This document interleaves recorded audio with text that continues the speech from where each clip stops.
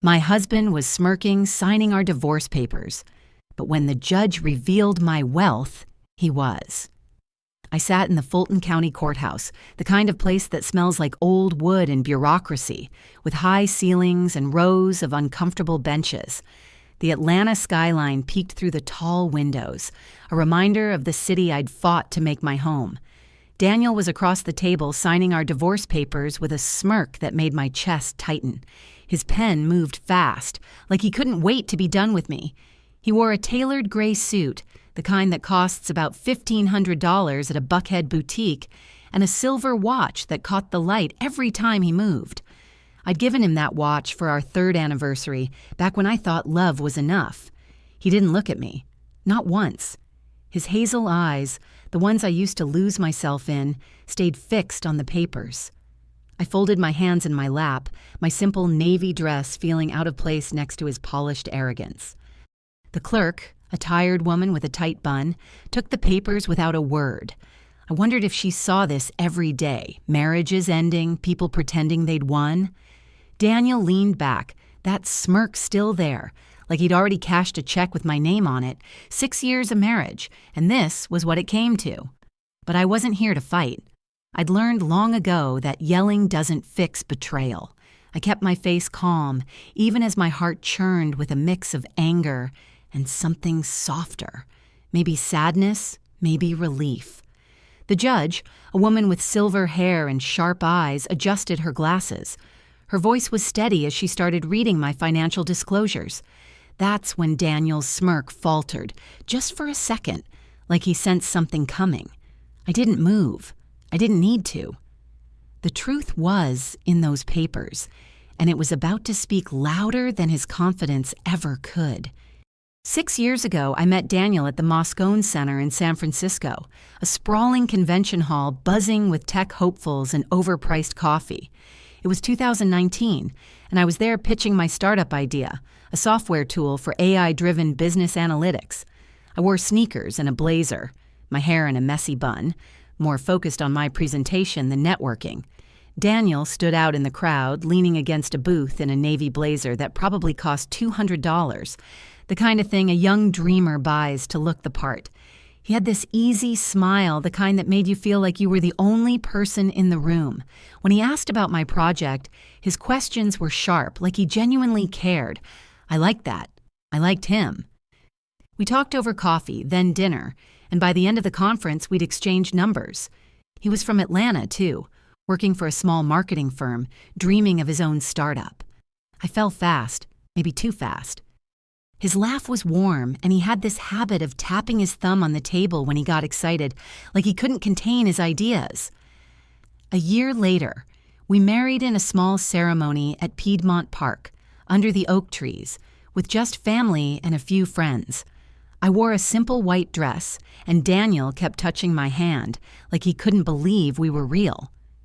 We moved into a condo in Buckhead, a sleek 2-bedroom with floor-to-ceiling windows and a view of the Atlanta skyline. The rent was $3,500 a month, steep but worth it for the location, close to my office and the kind of place young professionals like us wanted.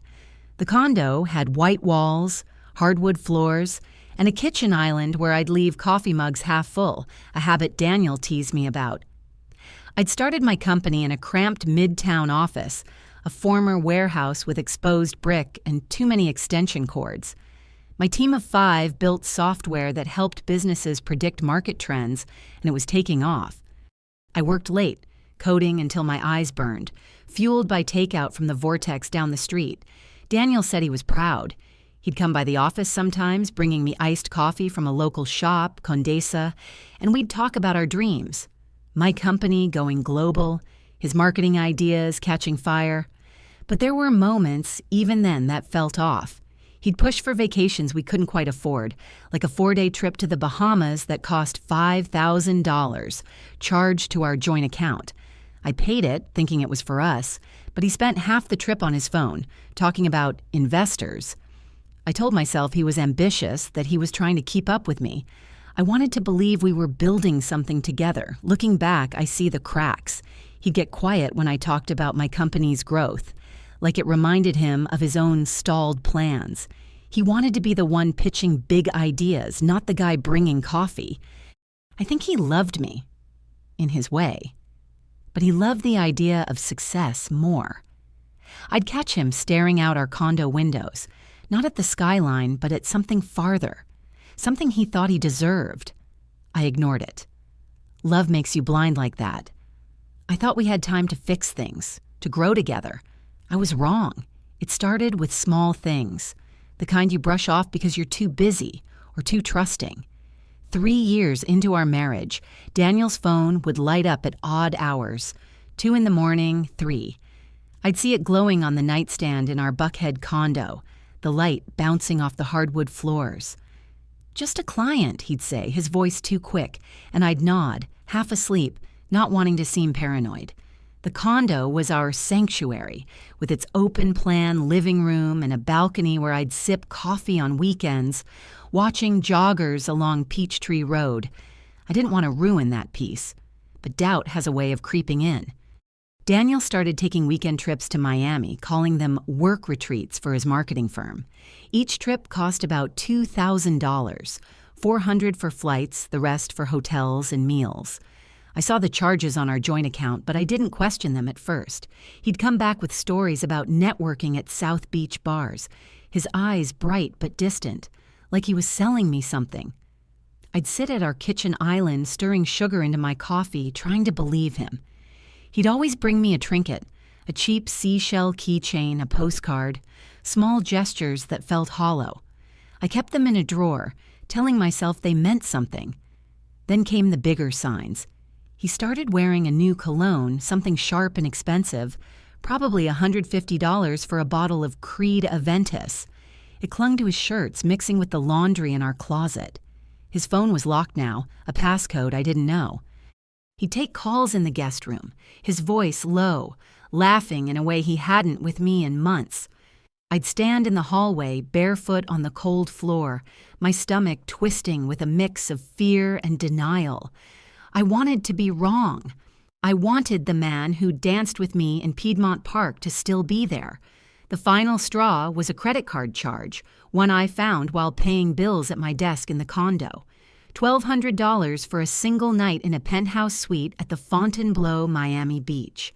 The hotel's website showed photos of sleek rooms with ocean views, marble bathrooms, and private terraces.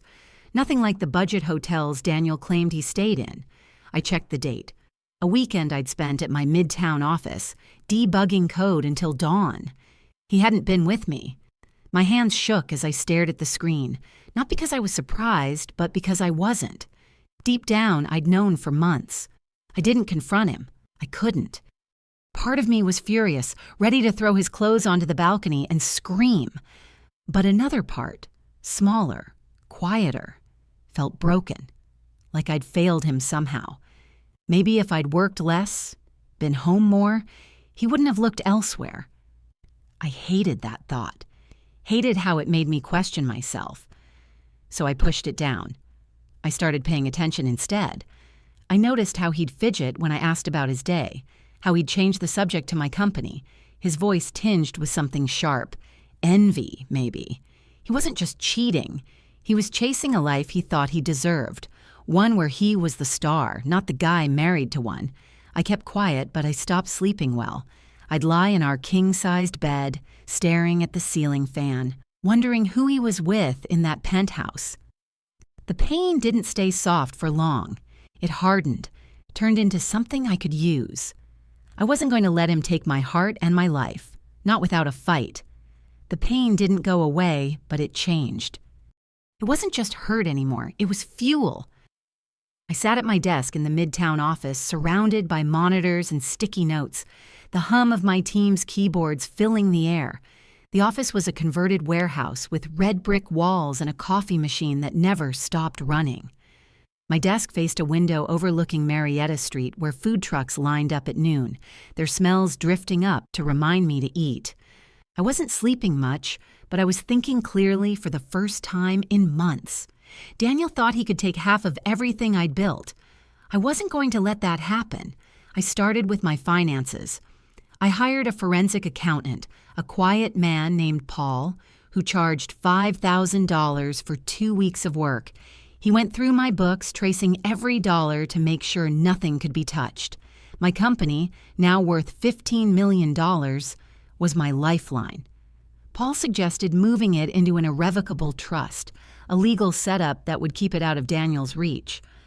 I paid $10,000 to a Delaware lawyer to draft the trust, a process that felt like signing away my life's work to protect it. I sold $500,000 in stocks from my personal portfolio, transferring the cash to a separate account in my name only. The Buckhead condo, our home, was already leased through my company, a decision I'd made years ago to simplify taxes. That lease kept it off the table as a marital asset. Next, I needed proof. I hired a private investigator, a woman named Carla, who worked out of a small office in Decatur. For $3,000, she followed Daniel for 2 weeks. She came back with photos and receipts. Daniel and a woman named Tara, a wellness influencer with a flashy Instagram full of yoga poses and smoothie recipes. They'd been at the Fontainebleau, at rooftop bars in Miami, at a steakhouse in Buckhead where a single dinner cost $200. Tara wore designer sunglasses, and Daniel paid for everything, probably thinking he'd soon have millions to burn. I stared at the photos, my throat tight. I wasn't just angry at him, I was angry at myself for not seeing it sooner. But I also felt a strange relief, like the truth had finally set me free to act. When Daniel came home one night and said he wanted a divorce, I didn't flinch. We were in the condo's living room, the skyline glowing through the windows. He paced, his voice low, saying we'd grown apart. I saw the guilt in his eyes, mixed with something else, ambition maybe, or desperation to escape the shadow of my success. I poured him coffee, handed him a mug, and said, "Okay." He blinked, thrown off, expecting me to beg or cry. I didn't. We met with lawyers a week later in a glass-walled office on Peachtree Street, the kind of place with leather chairs and overpriced art. Daniel's lawyer talked about splitting assets, and Daniel nodded, his fingers tapping that old habit on the table. He thought he'd won. I let him. The courtroom in Fulton County Courthouse felt smaller that day, like the walls were closing in on Daniel. The benches creaked under the weight of strangers, and the air smelled of stale coffee and floor polish. I sat straight, my hands resting on the table, my navy dress still feeling too plain next to Daniel's sharp gray suit. He'd added a red tie today, a bright $100 accessory that screamed confidence, like he was celebrating something. His fingers tapped the table. That old habit, but faster now, nervous. I didn't look at him. I looked at the judge, her silver hair catching the light as she opened a thick folder. She cleared her throat and started reading my financial disclosures. Her voice was calm, almost mechanical, but each word landed like a stone. The defendant's company, valued at $15 million, is held in an irrevocable trust established prior to these proceedings. It is not subject to marital division under Georgia law. Daniel's tapping stopped. I felt his eyes on me, but I kept mine on the judge. The Buckhead condominium is leased by a corporate entity, not owned by the defendant, and is excluded from marital assets.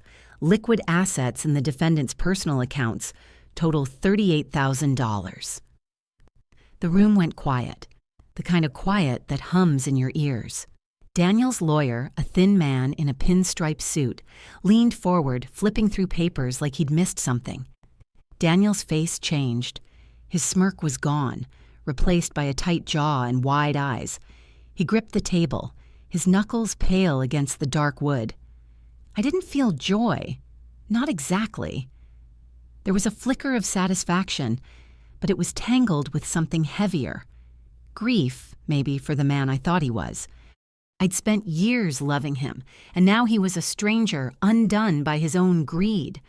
The judge continued, based on equitable distribution, the plaintiff is entitled to half of the liquid assets, totaling $19,000.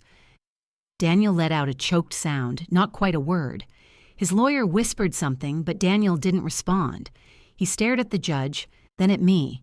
his eyes searching for a way out. I didn't give him one. I sat still, my face blank, feeling the weight of every choice I'd made to get here. He'd wanted half my company, half my life. Instead, he got pocket change, enough for a used car or a few months' rent. The judge closed her folder. It was done. I stood outside the Fulton County Courthouse, the Atlanta skyline stretching before me, all glass and steel against a cloudy July sky. The air was thick with summer heat, the kind that makes your skin feel heavy.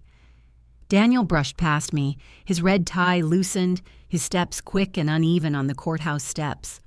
He didn't look at me, but I saw his face. Pale, eyes down, the confidence gone. For a moment, I wondered if he felt anything beyond the loss of money, maybe regret, maybe shame. But I didn't need his answers anymore. I'd spent too long searching for them. I stayed there, alone, the hum of Peachtree Street traffic filling the silence. I thought about Daniel's future, a one-bedroom apartment in a place like Chambly, probably $1,500 a month, with Tara's yoga retreats and credit card bills piling up. She'd leave him, I was sure, once the penthouse weekends stopped. I didn't wish him pain, not really. I just wanted to be free, and I was. The weight in my chest, the one I'd carried for months, was lighter now. Not gone, but bearable. I felt a quiet pride mixed with something softer, sorrow for the years we'd lost, for the love I'd poured into someone who couldn't hold it. My company was safe. My life was mine again. I'd go back to my Midtown office, to the brick walls and late-night coding sessions, building something bigger than Daniel ever dreamed. I didn't need his approval or anyone's. Standing there, with the city I'd made my home rising around me, I realized peace isn't loud. It's not about winning or shouting. It's the silence when the storm clears, when you know you've done what you had to. And I've never felt silence so sweet.